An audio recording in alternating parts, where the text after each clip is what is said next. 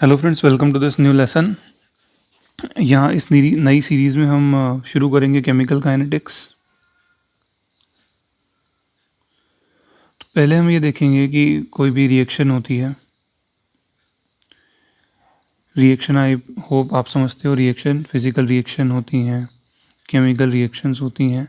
तो हम mainly chemical reactions की बात करेंगे। तो कोई भी रिएक्शन होती है हम उसको स्टडी करते हैं। तो हम उसमें क्या एस्पेक्ट स्टडी करते हैं? पहला जो एस्पेक्ट होता है वो हम उसको पढ़ते हैं उस रिएक्शन में कि वो रिएक्शन पॉसिबल है या नहीं। फॉर एग्जांपल एक फिज़िकल रिएक्शन की बात करते हैं, जैसे कि वाटरफॉल से पानी नीचे गिरता है, ठीक है, तो ये फिज़िकली पॉसिबल है, लेकिन क्या वही पानी नीचे से ऊपर भी जाता है? नो, तो वो फिज़िकली पॉसिबल नहीं है।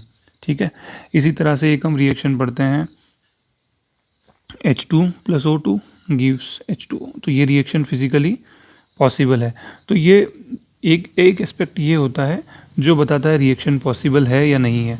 उस एस्पेक्ट को जो हम पढ़ते हैं वो किस में पढ़ते हैं? थर्मोडायनेमिक्स में पढ़ते हैं, जिसे हिंदी में कहा जाता है ऊष्मागतिकी। और एक एस्पेक्ट होता है रिएक्शन का कि रिएक्शंस होगी, वो पॉसिबल है, लेकिन वो कितनी देर में होगी। फॉर एग्जांपल दिस रिएक्शन, ये रिएक्शन अपने आप में पॉसिबल है, लेकिन इसमें बहुत ज़्यादा टाइम लगता है। इतना ज़्यादा टाइम लगता है कि अगर आप देखोगे तो आपको ये लगेगा this reaction is not possible, but ये रिएक्शन होती है, पर इसका टाइम पीरियड बहुत ज़्यादा है। फॉर एग्जांपल एक रिएक्शन और लेते हैं, डायमंड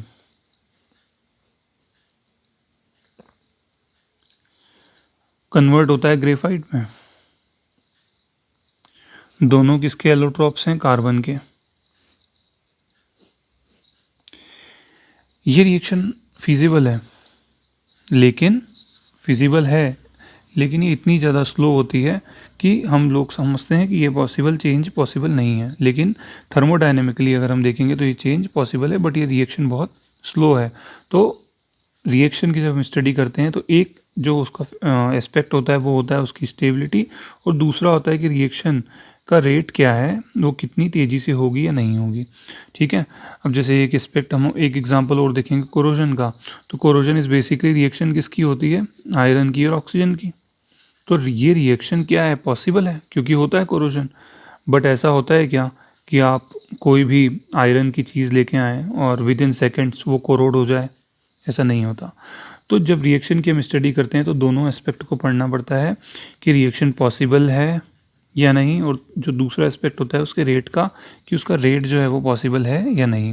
ठीक है, तो हम ये दोनों पढ़ते हैं। ओके, तो जो पहला एस्पेक्ट मैंने आपको बताया थर्मोडायनेमिक्स, उसको हम अभी नहीं देखेंगे। अभी हम क्या देखेंगे?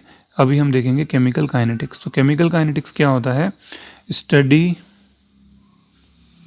Study of rate of reaction, उसको हम बोलते हैं केमिकल काइनेटिक्स। ठीक है, केमिकल काइनेटिक्स में हम और क्या पढ़ते हैं कि कौन कौन से फैक्टर्स हैं जो रिएक्शन के रेट को अफेक्ट करते हैं। फॉर एग्जांपल एक रिएक्शन होती है एमोनिया, जब बनता है N2, ये एमोनिया की प्रोसेस है, इसको हम बोलते हैं हेबर्स प्रोसेस। इंडस्ट्रियल प्रोसेस है, और ऐसी बहुत सी प्रोसेस हैं जो इंडस्ट्रीज़ में यूज़ होती हैं। अब अगर ये रिएक्शन सिंपल आप ऐसे ही करोगे तो इसमें बहुत ज़्यादा टाइम लगेगा, आपका बहुत ज़्यादा रिएक्टेंट यूज़ हो जाएगा, और आपको जो प्रोडक्ट होगा, इसको रिएक्टेंट बोलते हैं, इसको प्रोडक्ट बोलते हैं। तो रिएक्टेंट जो होगा वो आपका बहुत ज़्यादा यूज़ हो जाएगा, और आपको जो प्रोडक्ट होगा वो बहुत कम मिलेगा। ठीक है, नुकसान है। ठीक है, लेकिन अगर इसको एक पार्टिकुलर टेम्परेचर पे करेंगे तो इस रिएक्शन की यील्ड ज़्यादा मिलेगी। इनकी कंसंट्रेशन को कुछ चेंज करेंगे तो यील्ड जो होगी, यील्ड मतलब जो प्रोडक्ट की मात्रा है, वो यील्ड हमको ज़्यादा मिलेगी। ठीक है, उसके बाद अगर हम इसमें कोई कैटलिस्ट लगा देंगे, कैटलिस्ट होते हैं मेटल कंपाउंड्स होते हैं, मेनली डी ब्लॉक के एलिमेंट्स होते हैं, अगर उनकी प्रेजेंस में रिएक्शन होती है तो वो क्या करते हैं? रिएक्शन के रेट को बढ़ा देते हैं। तो अगर उसमें करेंगे तो हो जाएगा। ठीक है, तो जो केमिकल काइनेटिक्स में क्या होता है? केमिकल काइनेटिक्स क्या स्टडी करता है? रेट ऑफ रिएक्शन स्टडी करता है, और दूसरा जो फैक्टर्स होते हैं वो भी स्टडी करता है। ठीक है, मैकेनिज्म को भी रिएक्शन के स्टडी करता है। मैकेनिज्म मतलब हम जो पढ़ते हैं, हम सिर्फ एक स्टेप पढ़ते हैं कि ये इस तरह से जैसे ये रिएक्शन हमने पढ़ी, ठीक है। तो हम सिर्फ ये एक स्टेप पढ़ते हैं, बट ये स्टेप्स में होती है रिएक्शन। जैसे पहले नाइट्रोजन नाइट्रोजन का बॉन्ड है तो वो ब्रेक होगा, फिर कहाँ हाइड्रोजन लगेगा, ठीक है। कैटलिस्ट का कहाँ यूज़ है, कैटलिस्ट कैसे, जैसे कैटलिस्ट कभी रिएक्शन में यूज़ नहीं होता, जैसा था वैसा ही वापस जनरेट हो जाता है। तो वो हम क्या पढ़ते हैं, मैकेनिज्म में पढ़ते हैं। मैकेनिज्म का मतलब क्या होता है, नंबर ऑफ स्टेप्स, जिससे हम बताएं कि पूरी एक रिएक्शन कैसे हुई है, ठीक है। तो उसको हम मैकेनिज्म बोलते हैं।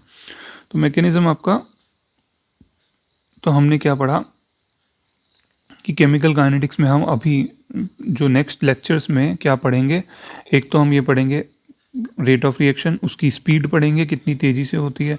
दूसरा हम पढ़ेंगे फैक्टर्स के बारे में कि उसको कौन कौन से फैक्टर्स से रेट इफेक्ट होता है। और उसके बाद हम पढ़ेंगे मैकेनिज़्म के बारे में कि मैकेनिज़्म कैसे चेंज होता है, ठीक है। तो हम ये सब देखेंगे।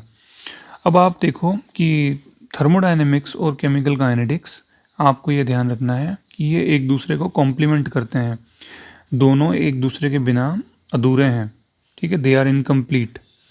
थर्मोडायनेमिक्स स्टेबिलिटी बताएगा, तो जो काइनेटिक्स है वो क्या बताएगा, स्पीड ऑफ रिएक्शन बताएगा, ठीक है।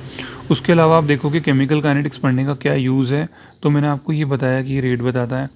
उसके बाद आप अगर ये देखोगे, फॉर एग्ज़ाम्पल हमारे जो फार्मास्यूटिकल इंडस्ट्रीज़ हैं,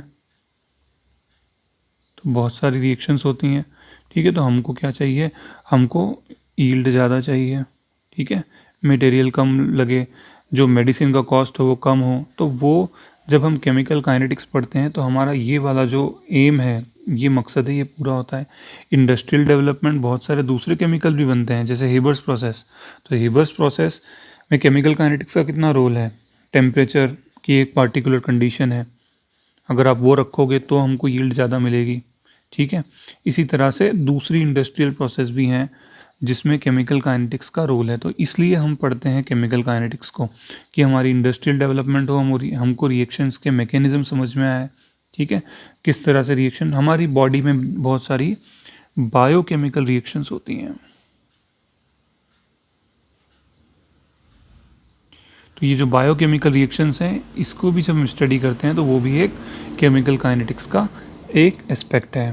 तो इसलिए हमको केमिकल काइनेटिक्स पढ़ना ज़रूरी है, ठीक है। अब आने वाले लेसन्स में हम क्या देखेंगे, आने वाले लेसन्स में हम देखेंगे कि टाइप्स ऑफ रिएक्शन देखेंगे। टाइप्स ऑफ रिएक्शन किस बेसिस पे देखेंगे, टाइप्स ऑफ हम रिएक्शन देखेंगे on the basis of rate. तो हम देखेंगे कुछ रिएक्शंस होंगी जो बहुत फास्ट होंगी, कुछ रिएक्शंस होंगी जो बहुत स्लो होंगी, और कुछ रिएक्शंस होंगी जो मॉडरेट होंगी। तो हमको जो पढ़ना है वो यही पढ़ना है, मॉडरेट, ठीक है। तो ये हो गया। उसके बाद हम देखेंगे कि हम जो रेट ऑफ रिएक्शन है उसको रिप्रेजेंट कैसे करते हैं।